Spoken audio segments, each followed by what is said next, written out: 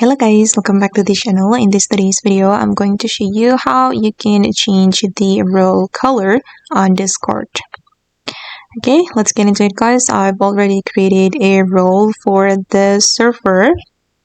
This is one of my server on Discord and I'm going to change the role color. We can go to the server setting and select this one guys, server settings, and select roles. Okay, and I'm going to scroll down.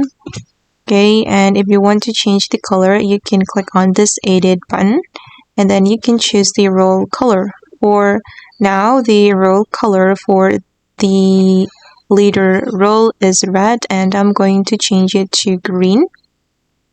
And don't forget to click on save changes. Okay, and now the leader will have green color. Okay guys, and that's how we can change role color on Discord server. I hope this video will be useful for you guys. Thank you so much for watching and bye.